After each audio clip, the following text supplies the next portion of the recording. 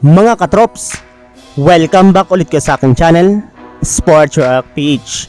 At ngayon nga ipag-uusapan natin ang balitang bubuhatin nga na po ni Jordan Poole ang Washington Wizards at ang balitang meron na nga na po agad pampaswerte si Terence Romeo sa Gilas, Pilipinas.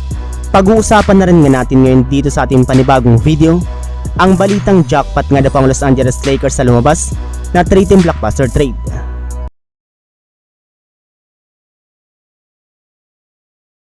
Sa pagsali pa lang nga po ni Jordan Poole sa Washington Wizards ngayong offseason, ay nagkaroon na nga po ito ng responsibilidad sa kanilang kupunan. Gayon siya na nga na po ang inaasahang magiging main man ng kanilang team, kaya siya na nga po ang maunguna sa kanilang mga laro lalo na ng kanilang opensa. Yes, kay Jordan Poole na nga po magsisimula ang kanilang mga play sa kanilang mga laban. At dahil nga po dyan ay binabalakan na nga po nito na magtala o mag-average ng 30 points per games. Hindi nga po kagaya ng sa Warriors, most of the time nga po ay hawak nito ang bola sa Washington Wizards, kaya hindi na nga po kayo magulat kung talagang magtatala siya ng malalaking numero.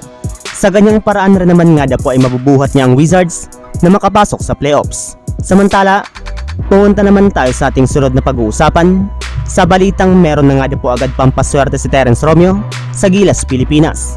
Sa naging practice nga po nila noong nakarang araw ay marami nga po mga fans ang nakapansin sa familiar na buhok ni Terence Romeo. Yes, sa katunayan, nag-trending pa nga po ito sa social media, gayon sobrang nakakapanibago nga pong itsura ngayon ni Romeo sa Gilas, Pilipinas. Pero kung inyong ang matatandaan mga katrops, ito na rin naman nga pong estilo ng buhok ni Romeo noong una siyang sumali sa Gilas, Pilipinas. Sadyang kinulang lamang nga po ito ng kulay ngayon, gayong tinawag pa nga po siya noon bilang Golden Boy dahil sa kanyang buhok.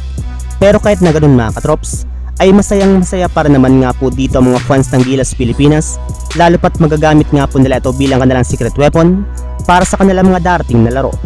Habang dumako naman tayo sa ating sunod na pag-uusapan, sa balitang jackpot nga po ang Los Angeles Lakers sa lumabas na 3-team blockbuster trade. Kahit man nga po nakabuo na ng solidong 14-man lineup ng Lakers ngayong offseason, ay hindi pa rin nga po sila tinatantanan ngayon ng mga balitang trade. Sa katunayan, may lumabas nga po ngayong 3-team trade na maaari nga po nilang gawin sa kalagitnaan ng season. At dito nga po ay makakasama nila ang mga kupunan ng Chicago Bulls at Los Angeles Clippers. Bali dito nga po ay makukuha ng Lakers ang superstar na si Zach LaVine mula sa Chicago Bulls na makakatanggap pa naman nga po ng napakaraming trade package na bubuhin ni Austin Reeves, D'Angelo Russell, Norman Powell, Robert Covington, 2028 Clippers first round pick at 2029 Lakers first round pick. Habang Clippers naman nga po ay makukuha si DeMar DeRozan. Pero kung kayo nga po mga katrops ang tatanungin, payag ba kayo sa nasabing trade na ito? I-comment nyo lamang sa baba ang inyong opinion at babasahin natin iyan. So yun lang mga katrops, ang handog kong story ngayong araw.